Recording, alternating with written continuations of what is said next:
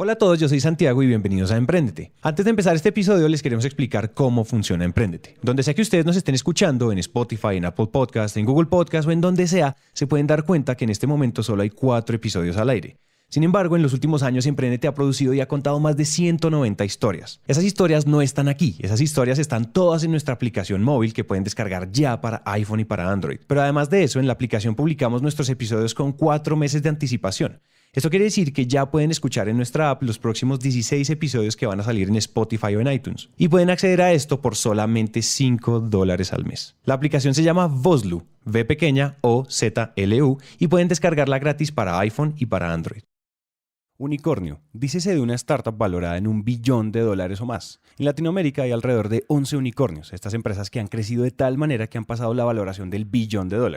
Y decimos alrededor porque cada vez más rápido nuevas empresas van entrando a la lista. El primer unicornio que tuvimos en Latinoamérica fue Mercado Libre. Y después de esas vinieron Despegar.com, Globant, OLX y estas 3 junto con Mercado Libre son empresas argentinas. B2W y Tofts son de origen brasileño, Kio Networks y Softex son mexicanas, Crystal Laguns es chilena y Rappi y Nubank son hechas por colombianos. Nubank está basada en Brasil. Pero David Vélez, su cofundador, es colombiano. La historia de David es la que vamos a contarles hoy. Mi nombre es Santiago y les doy la bienvenida a una nueva historia.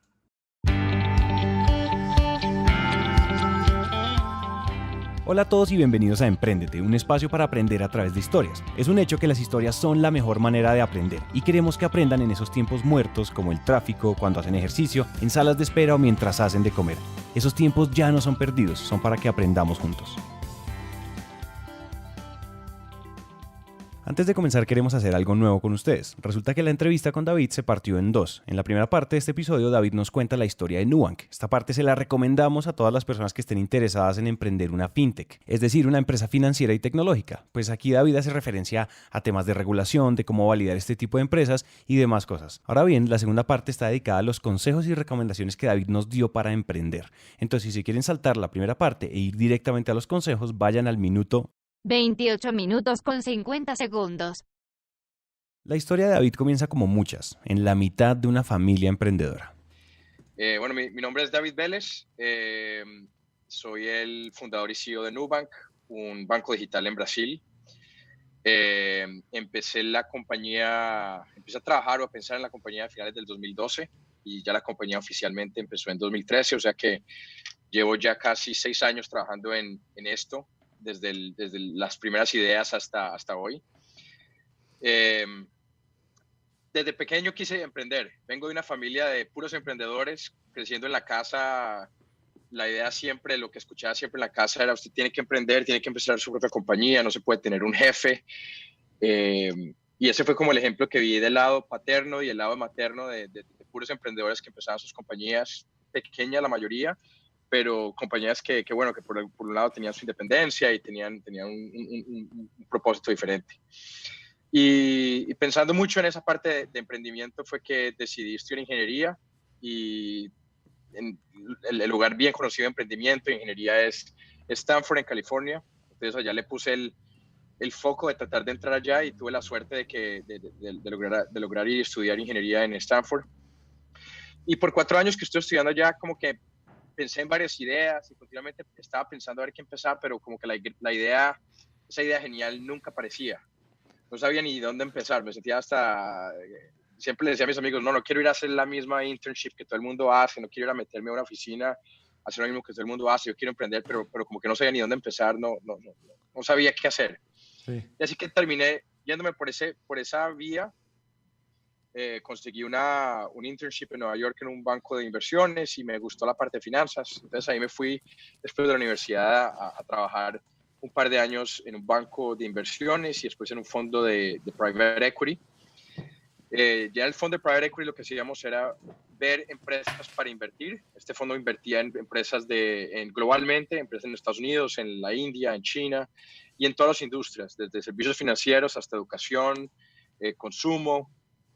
Entonces, esta era una forma muy interesante de por lo menos empezar a entender cuáles industrias son interesantes desde un punto de vista de inversionista, pero siempre atrás en la cabeza era yo pensando: vale la pena empezar algo en esta industria, es interesante, sería interesante salud, sería interesante educación, ¿no? Servicios financieros. David fue empleado, sí, pero estaba en una posición muy privilegiada, pues trabajando en este fondo tenía una vista de águila para entender qué tan interesante era cada industria. Y es el intraemprendimiento lo que termina poniendo a David en Brasil. O sea que estoy ya con ellos más o menos 3 años. Con ellos fue que terminé en Brasil. Ellos querían abrir una oficina en Latinoamérica basada en Sao Paulo y cuando escucharon que yo era colombiano pensaron que era la misma cosa, Colombia, Brasil. Los americanos probablemente ni sabían que se hablaba un idioma diferente en Brasil. Pero yo feliz levanté la mano y dije, bueno, yo me voy allá y abro la oficina para ustedes. Y fue una oportunidad de emprendimiento dentro de un fondo enorme, pero estaba yo ya buscando oficina, buscando cómo empezar, tratando de convencer al señor de los celulares que nos diera un celular postpago, haciendo como que toda la libertad y la autonomía empezando a ver toda la libertad y autonomía que emprender puede dar, pero también toda la burocracia y todos los dolores de cabeza que eso puede traer. Finalmente la oficina que se iba a abrir en Sao Paulo no se abrió. No fue tiempo perdido, pues David dice que le permitió conocer Brasil, sobre todo entender lo grande que es como mercado. Y para ese momento ya era hora de dar un siguiente paso. Y después de 3 años con ellos ya sentía el bicho, estaba picando, así ya es hora de salir y hacer su propia cosa. Así que ahí salí y volví a Stanford a hacer un MBA. La idea era pasar esos 2 años trabajando en alguna idea. Y ahí de nuevo apareció otro fondo que es Sequoia, un fondo enorme de tecnología. ¿Un fondo enorme de tecnología? Esa frase no le hace justicia. Déjenos contar un par de cifras para que se hagan una idea del fondito al que se fue a trabajar David. Sequoia Capital ha hecho más de 1.200 inversiones en los últimos 10 años. Ha liderado 384 rondas de inversión y ha hecho más de 240 exits. Un exit es cuando uno vende las acciones de la empresa o empresas en las que invirtió y liquida las ganancias de esa inversión. Y esperen, los exits más famosos de Sequoia han sido LinkedIn, Nvidia, la empresa que hace tarjetas gráficas para computadores, Apple, WhatsApp, HubSpot y GitHub. Y han gestionado más de 14 billones de dólares en inversión. Dicho de otra manera, David iba a aprender muchísimo. Y yo también dije, bueno, voy a aprender un montón con esta gente. Ellos están recibiendo emprendedores de los mejores emprendedores del mundo, puro en el medio de Silicon Valley. Voy a aprender muchísimo cómo ellos piensan, qué ven ellos. Así que decidí trabajar con ellos 2 años. Eventualmente ellos decidieron no abrir una oficina en Brasil, que era un poco la idea. Y ya eso fue el momento para yo decir, bueno, ahora sí ya suficiente. Ahora sí me voy a dedicar a emprender. Y después de pasar unos 3 meses pensando en ideas, esta idea de Nubank, me pareció muy interesante y ahí fue que me enfoqué y bueno, volviendo al principio, esos son hace 6 años lo que pasó. En la segunda parte de este episodio, David nos va a contar los grandes aprendizajes de haber trabajado en uno de los fondos de tecnología más grandes del mundo. Pero por ahora continuemos con su historia. Para este momento, después de haber pasado por Sequoia, David estaba lleno de energía, pero medio perdido respecto a la idea y sobre en qué geografía comenzar. Bueno, en esa época en que estaba dando vueltas, fueron como unos 3 meses donde di vueltas por todos lados, caminé en todas las calles en Sao Paulo, hasta estuve en Bogotá unos 2 meses hablando con gente porque consideré empezar Nubank en Colombia. Una de las experiencias que tuve justo en esa época fue, o hace unos meses anteriores, traté de ir a abrir una cuenta en un banco. Y traté de entrar a la agencia, quedé atrapado en Brasil para entrar a la agencia hay unas puertas blindadas que si tratas de entrar con metal, te bloquean y empiezan a salir alarmas y hay policías armados viéndote.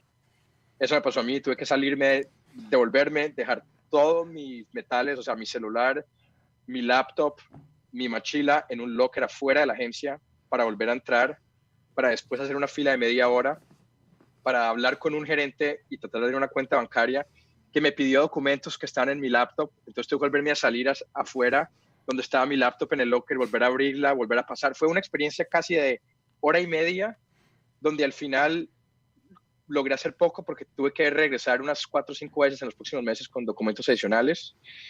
Fue realmente una experiencia horrible. Y cuando fui a ver las tarifas y los intereses que estaban cobrando eran absurdamente altos. O sea, en Brasil, en tarjeta de crédito cobran los bancos más de 400% al año. Tasas de $50 por mes o $100, $200 por año. Entonces no lograba entender cómo la experiencia para un consumidor fuera tan absolutamente horrible. Si se dan cuenta cómo David fue víctima del mismo problema que después decidió solucionar, y si ustedes están pensando, oiga, pero yo nunca he sido víctima del problema que quiero solucionar, bueno, sí, claro, pero igual nada les impide ir a sumergirse en el problema y por lo menos hablar con los que sí lo han sido. Es ahí entonces donde él comienza a conectar los puntos y a perseguir esa curiosidad. Y ahí con eso fui a entender el mercado bancario como un todo más. Me di cuenta que las 5 mayores empresas brasileñas son bancos que vienen creciendo hace 20 años más de 20% al año, año. Son de los bancos más rentables del mundo, márgenes increíblemente altos. Y eso fue lo que me llamó la atención. ¿Cómo es posible que sea un mercado tan grande, volviendo a hablar de tamaño de mercado, donde solamente hay 5 bancos que tienen tanta rentabilidad, por un lado, y por otro lado, donde decenas de millones de consumidores diariamente están sufriendo tanto con esos bancos, no hayan alternativas, no hay nadie queriendo competir contra ellos, no hay nadie queriendo dar ofertas o alternativas? ¿Cómo es posible que nadie esté compitiendo contra ellos? Cuando la idea se comienza a volver tan clara y tan obvia, ahí hay algo bueno. Para este momento ya era cuestión de empezar a validar y salir ya a hablar con la gente. Esa fue la gran pregunta. Ahí fui a hablar con un montón de gente, hablé con gerentes de bancos, con presidentes de bancos, con consultores, y creo que la visión que recibí en general de todos los expertos de la industria era un poco lo que tú dices. Existe esa creencia convencional que es una industria como protegida, es una industria como reservada para ciertas familias, para ciertos grupos. El regulador quiere proteger esos bancos. Claramente es una industria que no es abierta a los emprendedores. Como emprendedor, pensar en abrir un banco es algo ridículo.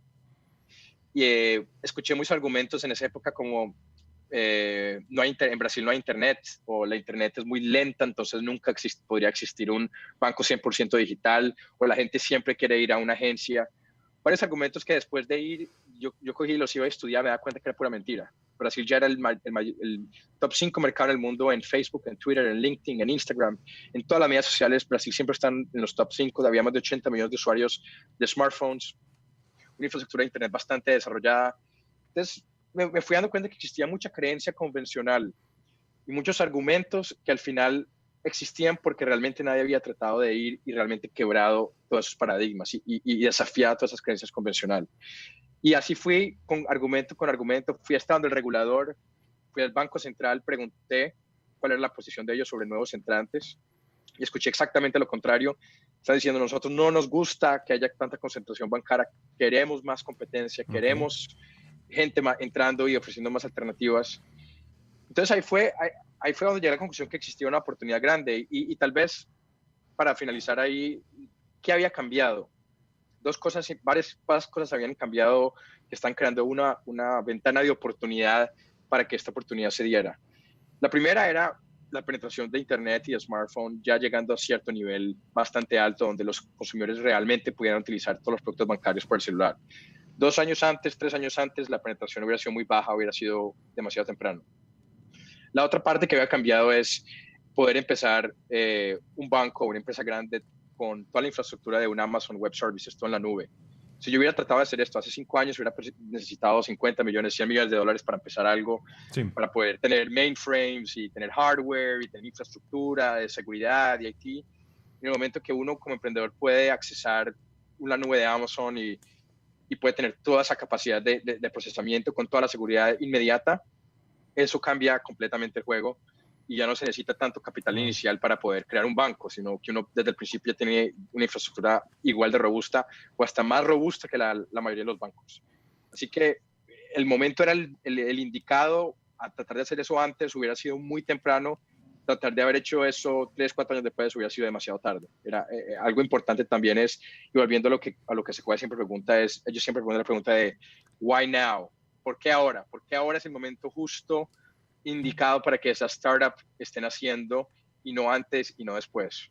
¿Por qué ahora? Aquí es clave entender que una verdadera oportunidad son varios puntos unidos, porque si observan de cerca, David de manera muy incisiva fue transformando una idea con buena apariencia en una oportunidad con el contexto perfecto, en el mercado perfecto y en el momento perfecto. Y eso significó salir a la calle y hacer preguntas diferentes. En general, la pregunta siempre que traté de abordar era la tecnología está mudando todas las industrias en todas las geografías del mundo. Eso nadie lo puede batir. Es ver lo que ha hecho un Amazon en retail, lo que hace un Uber en transportation, lo que hace un Netflix en media. Todos los verticales en cualquier país están siendo disrumpidos por empresas de tecnología. Entonces la pregunta que yo quería hacerle a muchos de ellos es ¿cómo ustedes creen que eso va a pasar en banco, en la industria bancaria?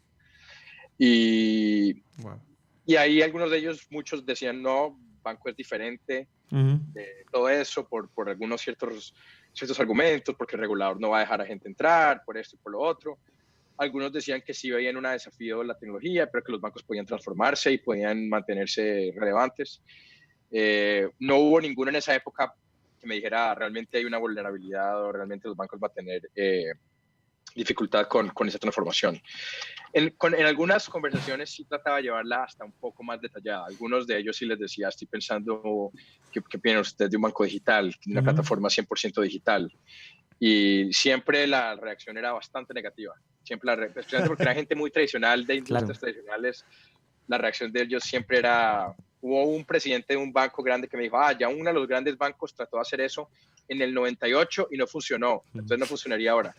Y yo, pero eso fue hace 20 años, la penetración de Internet era 2%, pero era interesante la forma como pensaban porque ese era el argumento que sacaban para decir que la idea con la que yo estaba o el concepto con el que yo estoy trabajando no era posible. Entonces, con el regulador sí le dije lo que estaba tratando de hacer y pensando y para ver cómo reaccionaba y estuvo bastante abierto mientras uno respetaba la regulación. Y eso es algo que nosotros siempre tratamos de hacer. Han habido empresas como un Uber, donde han dicho, me importa un comino la regulación, voy a crecer tan rápidamente que los reguladores van a tener que perseguirme. Nuestra filosofía desde el principio fue, nosotros vamos a seguir la regulación paso a paso, no tenemos la intención de llegar y disrumpir la regulación, no, vamos a entenderla y dentro de lo que existe vamos a tratar de crear nuestro negocio, vamos a acoplarnos a lo que existe. Bárbaro. Entonces, en fin, de diferentes conversaciones daba un poco más o un poco menos de la información sobre la idea, pero y así iba manejando el feedback que recibía de cada persona. Ya teniendo clara la oportunidad latente, pues la pregunta más difícil que queda sobre la mesa es ¿cómo carajos comienza un banco de ceros? No es como montar un carrito de hamburguesas. Una pausa y volvemos. Vamos a usar estos espacios para recomendarles otros podcasts en español que nos gustan mucho, de diferentes temas, colores y sabores, y hoy queremos hablarles de dos. El primero es un podcast mexicano y es un podcast sobre emprendimiento social que se llama Disruptivo, que es dirigido por Juan del Cerro, que además es un gran amigo de Emprendete. En Disruptivo básicamente entrevistan emprendedores sociales y nos ayudan a entender cómo es que las empresas pueden tener impacto social. El segundo también es mexicano y se llama Dementes, donde Diego Barrazas hace entrevistas a líderes en diferentes áreas para compartir conversaciones, ideas y proyectos. Diego ha entrevistado a personas como Daniela Guerrero de Rodina Yoga o al gimnasta mexicano Daniel Corral. Disruptivo y Dementes están entre nuestros podcasts favoritos, entonces escúchenlos y nos cuentan qué piensan. En Emprendete estamos creciendo y estamos contratando personas que nos ayuden a crear contenido, específicamente a hacer más podcasts. Por eso estamos buscando personas que les gusten los podcasts y que les guste escribir o contar historias. Si usted cree que tiene la madera para contar las mejores historias en audio que se puedan contar en español, escríbanme ya a santiago@emprendete.com.co. Y entonces, volviendo a la historia, ya teniendo clara la oportunidad latente, pues la pregunta más difícil que queda sobre la mesa es ¿cómo carajos comienza un banco de ceros? No es como montar un carrito de hamburguesas. Tal vez justo cuando después de decidir, tú preguntaste ahora, ¿qué hace uno cuando decide hacer un banco? ¿Cuál es el primer paso? Y una vez que decidí que esa es la idea, el nivel de confusión en que yo estaba era increíble. No tenía ni idea de cómo empieza uno desde cero a montar un banco en Brasil desde cero. O sea, habían tantas preguntas sin respuesta que no sabía ni cómo moverme. De acuerdo, tuve un sueño tuve un sueño donde veía un pulpo lleno de tentáculos que se movían de un lado para otro. Ese era el nivel de confusión que tenía en la cabeza. No tenía nada.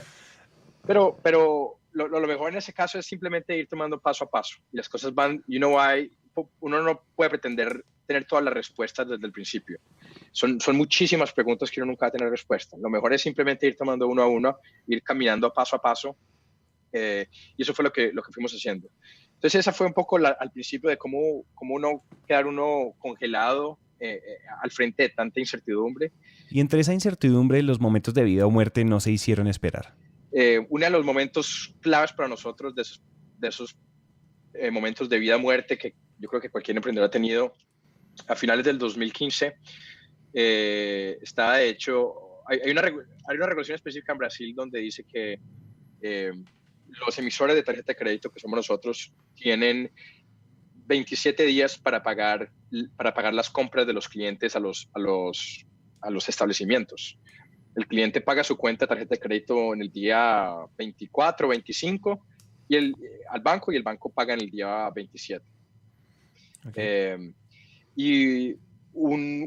A finales del 2015, en un momento, estaba yo viajando y recibí una noticia una alerta de una de las noticias que decía que el regulador en Brasil estaba pensando en cambiar ese ciclo de 27 días para 2 días, lo que significaría para nosotros la necesidad de varios billones de dólares en capital de un día para otro. Varios billones de dólares de un día para otro. David suena calmado, pero este está a medio paso de convertirse en una historia de muerte súbita. Y obviamente él no iba a afrontar este problema solo. Entonces, inmediatamente llamo a mi equipo y regreso a Brasil. Y efectivamente había bastante presión de varias gente para que ese cambio se diera de un día para otro, y lo que nos iba a poner en una situación súper complicada. Nosotros, fue un fin de semana, durante el fin de semana hablamos bastante con la prensa, fuimos súper vocales porque veíamos eso tal vez como movimiento que los bancos estaban aportando estaban tratando de empujar para ponernos en una situación complicada.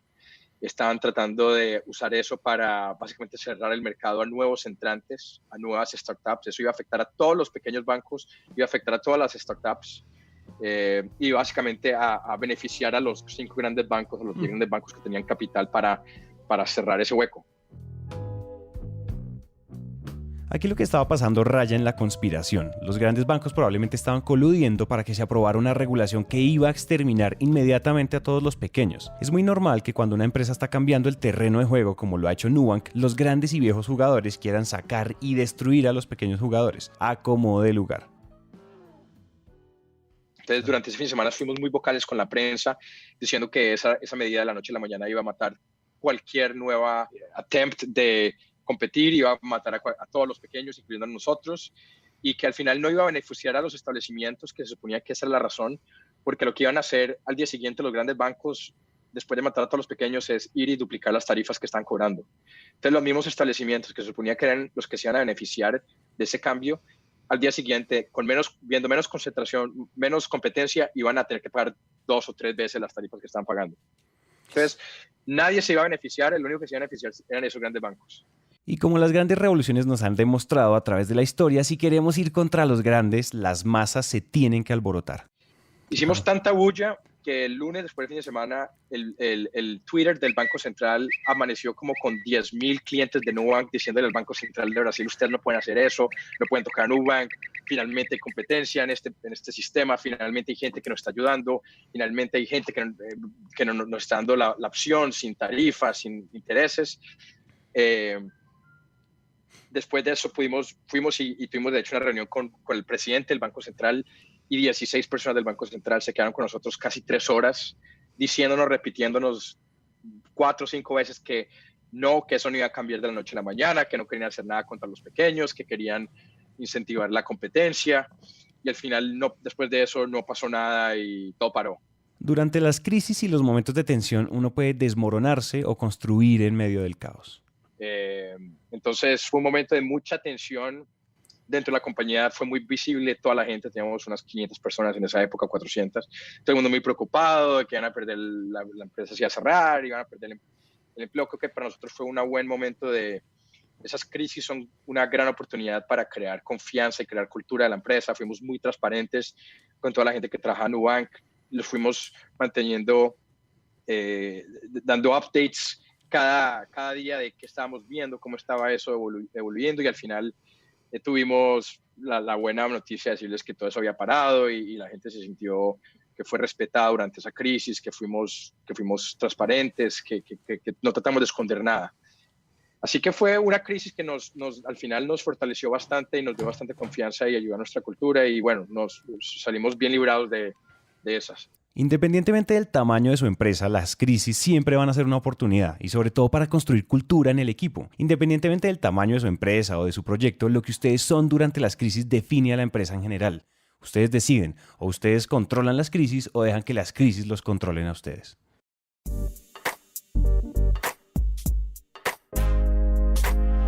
Cuando los grandes medios de comunicación hablan de Nubank, hablan de un banco, pero recorriendo el camino, David se dio cuenta que ellos antes de cualquier cosa son una empresa de tecnología.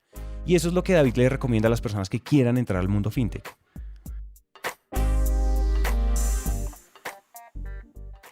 Mi recomendación es, primero, crear una empresa de tecnología, no crear un banco, no crear nosotros nos vemos ideológicamente, culturalmente como una empresa de tecnología.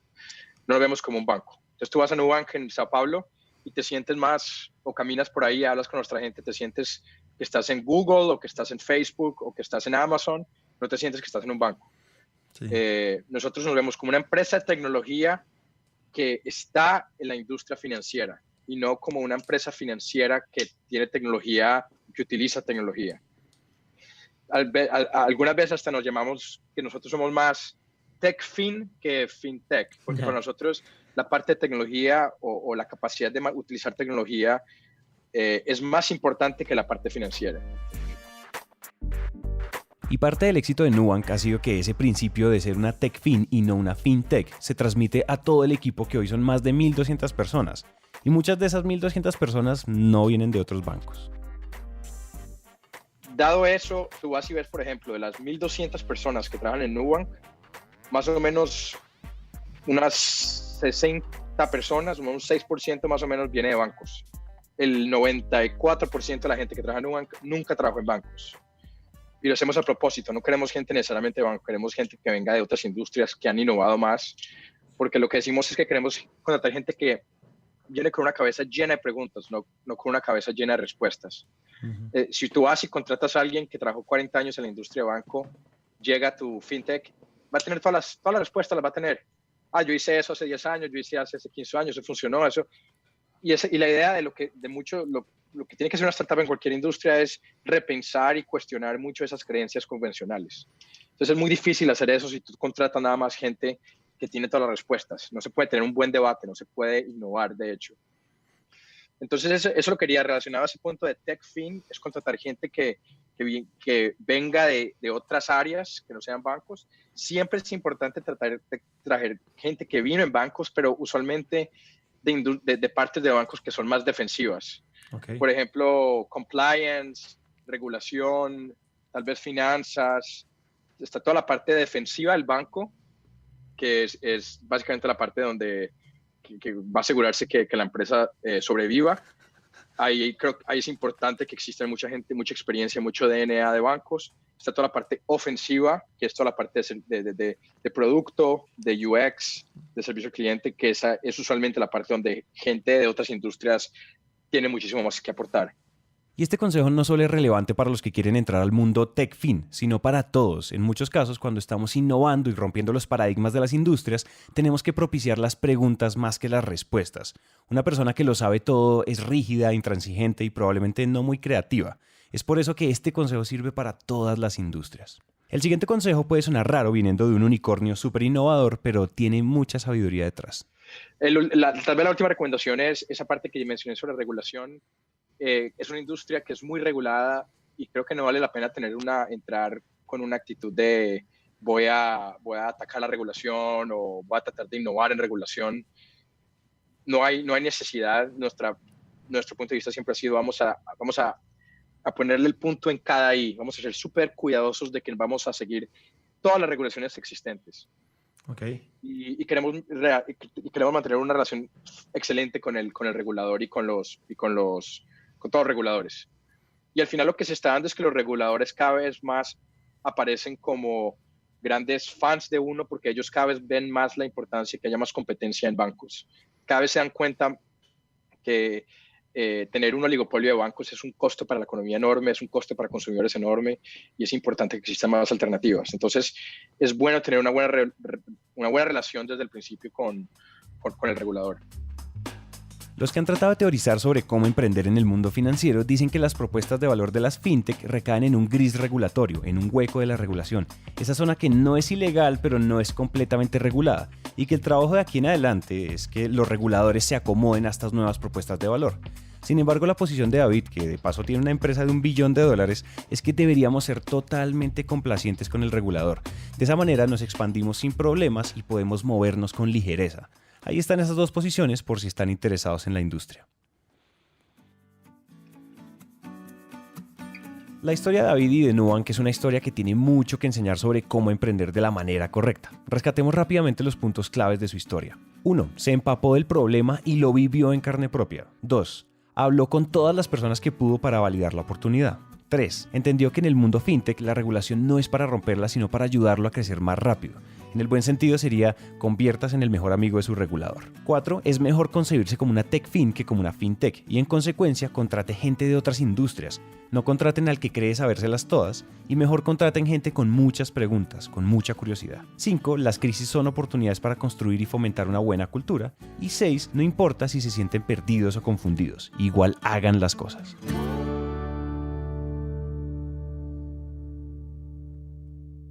Ahora sí pasemos a la segunda parte de este episodio, la parte donde David nos da sus consejos de emprendimiento. Y la primera pregunta es, ¿qué pasaría si a David le tocara volver a comenzar? Y ojo que lo que él haría si Nubank desapareciera es lo que deberíamos hacer todos si queremos emprender. Bueno, lo que volvería a hacer es buscar una oportunidad. Primero, volvería a emprender. No me veo haciendo otra cosa que no sea empezando compañías. Sí. Segundo, buscaría oportunidad grande en industrias grandes. Yo creo que hay oportunidad de hacer cosas grandes y buscaría realmente industrias que tengan ese potencial. Banco obviamente es enorme. Creo que la industria de telecomunicaciones existen un montón de oportunidades. Creo que la industria de seguros existen grandes oportunidades. O sea, realmente iría a ver cuáles son las grandes industrias de cada país y dónde hay frustración de consumidores y empezaría empresas en esas áreas. Porque creo que hay muchísima oportunidad. Creo que es cuestión de salir un día en cualquier ciudad latinoamericana y pasar 8 horas yendo al trabajo, coger el transporte público, coger una cuenta de banco, pagar por algo, llamar al celular, para ver 5 o 6 puntos de dolor que el consumidor sufre. Simplemente uno sale a la calle, en 2 o 3 horas puedes captar tantas oportunidades de emprendimiento que el problema es dónde se enfoque a uno y no qué hacer. Realmente hay muchas cosas para hacer. Lo siguiente que volvería a hacer es algo que siempre deberíamos hacer. Creo que otra cosa que volvería a hacer es tener una visión muy clara del tipo de cultura que quiero construir en la compañía. Fue algo que desde el principio tuve muy claro, es algo que en Sequoia escuché mucho. En Sequoia siempre decía a la gente que la cultura de una empresa es creada por los primeros 10 a 12 personas en los primeros 6 meses de vida. Esos son momentos mágicos para crear las bases claras de la cultura de la compañía. Si uno ignora eso, si uno no se dedica a eso, si uno no lo hace y tu compañía crece, después cambiar la cultura de la compañía es un problema bastante complicado. Entonces es algo que nosotros hicimos bien desde el principio y considero que es algo que volvería a hacer. Buscaría construir un equipo de cofundadores que sean complementarios a mí. Yo soy bueno en hacer ciertas cosas, soy muy malo en hacer otras cosas. Tener una claridad sobre cuáles son mis puntos fuertes y cuáles son mis puntos débiles y ir buscar gente que me complementen, que sean buenos en lo que yo soy malo, es algo que yo hice bien desde el principio. Sabía que no tenía muy poco conocimiento de tecnología, necesitaba traer a alguien que supiera tecnología. Sabía que era un extranjero en Brasil, no conocía a nadie, no tenía conexiones, no tenía nada. Ir y traer a alguien brasileño, mi cofundadora Cristina, que conocía, que tenía el network, y trajera eso. Creo que la forma adecuada de construir un buen equipo, es realmente algo que sea complementario.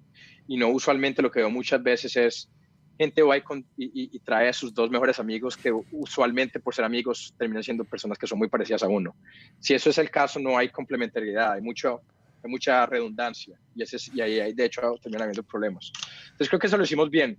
¿Y ahora qué es eso que él no haría si volviera a emprender?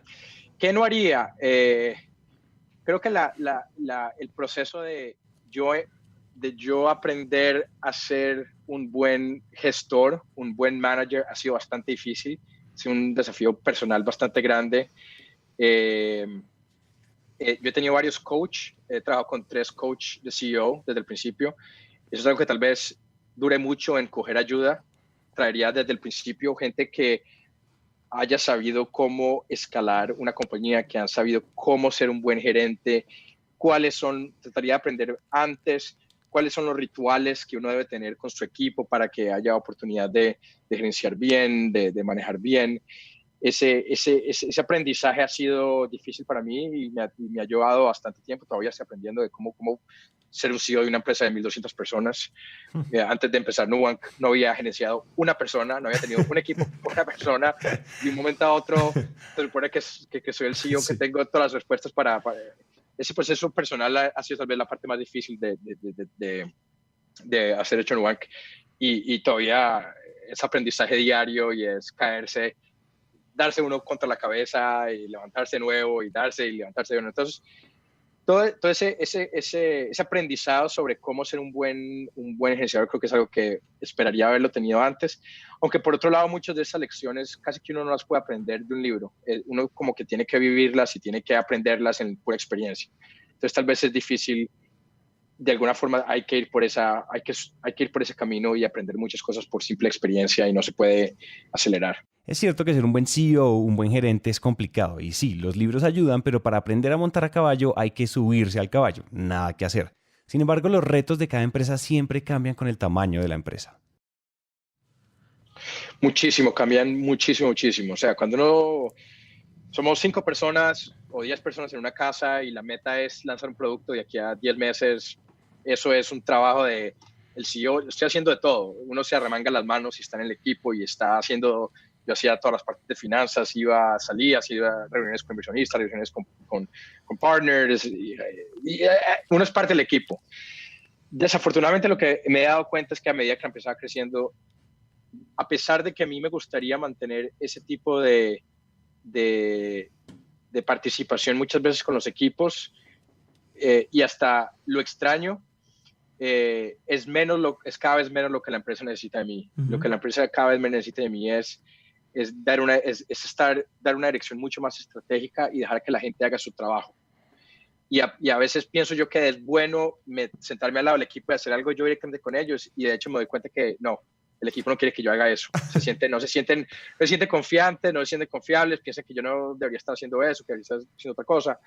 Entonces he tenido que aprender mucho a delegar. Eso es algo que yo no sabía, a delegar completamente, realmente pensar, llegar a un punto en que si me veo a mí haciendo algo que alguien más podría estar haciendo, probablemente no estoy haciendo la tarea correcta. Entonces debo estar utilizando mi tiempo haciendo lo que solo yo consigo hacer, solo lo que yo podría hacer. Así que ha cambiado muchísimo el papel, la descripción del trabajo al principio versus la descripción del trabajo ahora. Son 2 trabajos completamente diferentes. Y eso significa que he tenido yo que lo que me funcionaba al principio ya no me funciona ahora, y he tenido que correr a desarrollar otro tipo de capacidades que no sabía que se necesitaba, y que no sabía que eran tan importantes. Y claro que la descripción del trabajo tiene que ser diferente, pero hay habilidades que, independientemente del tamaño, son habilidades que deberíamos aprender desde el principio.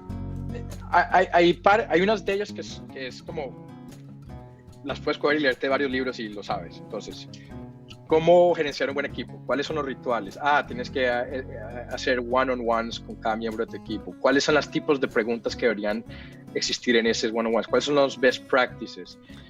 ¿Cómo construir una relación de confianza con toda la gente del diferente equipo?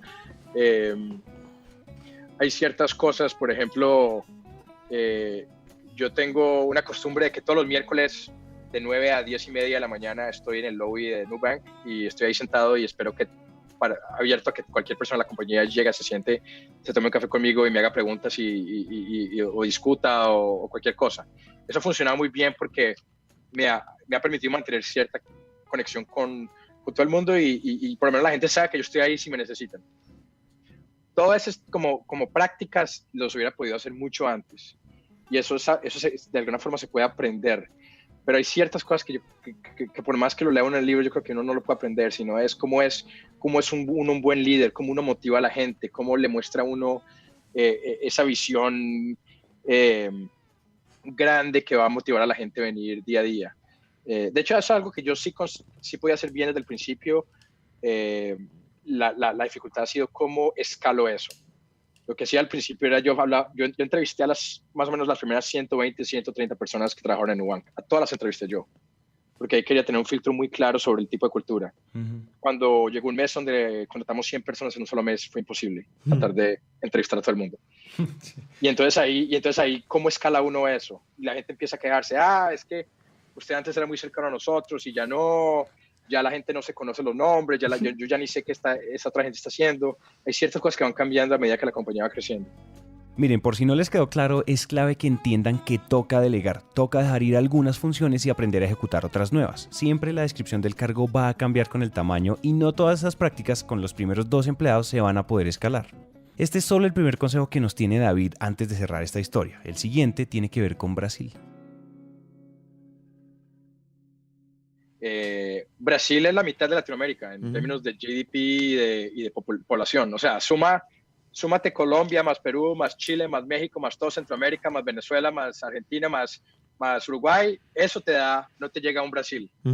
Y escalar a 15 países de Latinoamérica no va a ser más trabajo, va a ser mucho más trabajo que abrir en Brasil. Claro. Siempre hay como una distancia por la diferencia en el idioma, siempre hay como una percepción de que es medio difícil entrar allá, pero el mercado en sí es más cercano a Colombia de lo que yo creo que la mayor gente se espera. Y hay muchísimo emprendedor en Brasil extranjeros. Muchas de las grandes compañías creadas de las grandes startups creadas en Brasil los últimos 5 o 6 años son fundadas por extranjeros, la mayor parte americanos o europeos o argentinos. Y tú te pones a ver, por ejemplo, las compañías grandes, de las mayores empresas de tecnología de Latinoamérica, todas han tenido que pasar por Brasil. Mercado Libre comenzó en Argentina, pero inmediatamente se fue a ganar Brasil. Despegar comenzó en Argentina, inmediatamente se fue a ganar Brasil. Wow. Nosotros nos enfocamos en abrir en Brasil y todavía nos mantenemos en Brasil porque tenemos mucho para crecer en Brasil. Rappi, sí, fue a México, aprendió cómo escalar fuera de Colombia, pero inmediatamente se fue a Brasil. Entonces, Brasil tiene que estar en el centro. Para construir una empresa latinoamericana significativa, Brasil tiene que estar como una parte de estrategia. Es verdad que primero tenemos que empezar en pequeño, pero eso no quiere decir que tengamos que pensar en pequeño. Si queremos empresas grandes, tenemos que abrir el espectro y los números siempre estarán del lado de Brasil. Son más de 200 millones de habitantes con la penetración de Internet más alta de Sudamérica. Obviamente Brasil tendrá que estar en los planes de expansión tarde o temprano. Ahora, si ustedes se habían quedado con la intriga de qué fue eso que David aprendió trabajando en Sequoia Capital, aquí se los dejamos. Es un fondo, parece enorme, pero es pequeño. Son unas 18 personas en California. Entonces llegué a trabajar muy cerca con todos los socios de los 2 fondos, del fondo de Venture, que es el Early Stage, invierten en empresas bien pequeñas, y el fondo de Growth, que esos fondos invierten en compañías más grandes. Creo que varias cosas que Sequoia ve muy específicamente. El primero es tamaño de mercado. Eso una y otra vez aparecía como el mayor foco, tratar de entender cuál es el tamaño de mercado de una oportunidad. No se puede construir empresas grandes en mercados pequeños. Básicamente eso. Entonces, eso siempre fue el primer punto que Sequoia ve. El segundo punto que Sequoia ve es realmente entender por cuál es el problema y cuál es la solución que ese emprendedor está tratando de crear. Ver que el emprendedor que está hablando sobre esa inversión tenga mucha clareza. Ellos siempre hablan de clarity of thinking, clareza de entendimiento, realmente lograr con pocas palabras articular cuál es el problema claro y articular con pocas palabras cuál es la solución clara que ese emprendedor quiere dar y cuál es la estrategia específica para atacar ese problema. Ellos son muy cuidadosos y escuchan muy claramente al emprendedor cuando habla sobre ese problema y esa solución, y muchas veces cuando es algo complicado y complejo es probablemente porque la persona no realmente entiende cuál es esa visión. Creo que tercero realmente es el emprendedor. Usualmente son emprendedores que han sufrido el problema directamente, que tienen una relación directa con ese problema. Usualmente es un emprendedor que fue cliente o que sería un cliente potencial de la empresa que ese emprendedor quiere crear. Entonces entiende hacia primer nivel, a un punto muy cercano, cuál es el problema, porque puede ser un potencial cliente. Entonces esas son como las principales cosas que se puede ver en la puerta de emprendedor: el tamaño de mercado, el problema, la solución, el emprendedor. Y obviamente después vienen ya un poco los financials y los economics del negocio, pero eso es secundario. Realmente todo empieza con esa visión, casi que un emprendedor que es capaz de articular una visión del futuro, una visión que es muy clara sobre el futuro. Ya saben entonces, claridad de pensamiento, es decir, tenerla clara y saber explicar de manera concisa el problema y la oportunidad detrás de su negocio. Segundo, el tamaño del mercado. En mercados pequeños no se pueden hacer empresas grandes. Y tercero, traten de ser el cliente potencial de su propia solución. O al menos que ustedes hayan experimentado el problema que quieren solucionar. Antes de acabar este episodio, le preguntamos a David que nos diera 2 consejos no tan clichés, o al menos esos consejos que no son tan comunes de escuchar. Aquí va el primero. Creo que lo que mucha gente hace es que trata de responder todas las preguntas antes de decidir si va a emprender o no. Y yo creo que eso nunca va a pasar. Nadie nunca va a tener todas las preguntas, respuestas sobre ningún proyecto. Muchas de ellas van a tener que ser respondidas en el viaje.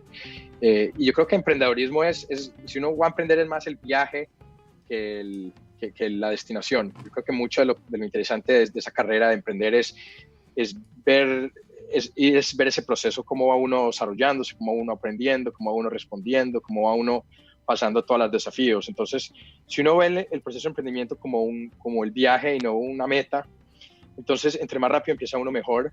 Entre más uno está confiante de que no voy a tener todas las respuestas y voy a empezar a responderlas a medida que voy caminando, creo que es cuestión de simplemente empezar y hacerlo.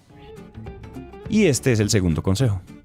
Y tener mucha inteligencia, mucha honestidad intelectual muchas veces. ¿Qué significa eso? Intelectualmente ver si la compañía va a funcionar o no va a funcionar. El mayor riesgo de emprender es quedarse uno en una compañía que no va a funcionar por 5 o 10 años. Es mucho más fácil darse uno cuenta rápidamente que no va a funcionar y parar y tratar de hacer otra cosa diferente. O por otro lado le puede ir bien y qué bien, excelente, todo funcionó. Pero lo que veo muchas veces también es la gente como que no quiere mirarse al espejo y decir, oiga, llevo 3 años trabajando en esto y no va a funcionar, pero no quiero decirme esa verdad y voy a seguir esperando otros 3 años o 4 años a ver si va a pasar. Muchas veces llega un punto en que simplemente la probabilidad de tener éxito en emprendeduría es bastante bajo. Uno tiene que saber que de 100 compañías que empiezan, no sé, creo que 5 son las que logran subsistir. Es una probabilidad baja. Y por eso digo, regreso es parte del viaje, es parte de la meta y no uno entrar pensando que me voy a quedar aquí hasta que algo funcione y no tener esa capacidad, esa humildad para darse cuenta si algo no va a funcionar. Hasta aquí llega esta historia. Esperamos que con lo que acaban de escuchar hayan aprendido algo que les ayude a solucionar o mejorar algo en sus vidas o en sus empresas. Si así fue, misión cumplida. Nos vemos en la siguiente historia. Este episodio fue producido por Santiago Cortés, coproducido por Juan Pablo Ramírez, el arte del episodio fue diseñado por Manuel Torres, asistencia en producción por Jimena Ruiz, nuestro equipo de producto y tecnología está compuesto por Juan Diego Sánchez, nuestro CTO, Daniel Murte, ingeniero senior, y Utkarsh Namdeo, ingeniero junior. Nuestra directora de mercadeo y experiencias es Daniela Arias, según han hablado con ella más de una vez. Nuestro equipo legal es dirigido por Nicolás Pinzón y nuestro equipo en Medellín, Colombia, está dirigido por Pablo Noreña y Felipe Benavides. Si usted llegó hasta este momento es porque esto le está gustando. Entonces imagínese qué va a pasar cuando usted acceda a todo nuestro contenido, que como ya saben está disponible en nuestra aplicación por solo $5 al mes. Es muy sencillo, mientras más personas nos paguen, más y mejores historias vamos a contar. Recuerden, nuestra aplicación se llama Vozlu, V pequeña O Z L U. Y si quieren más información pueden entrar a emprendete.com.co.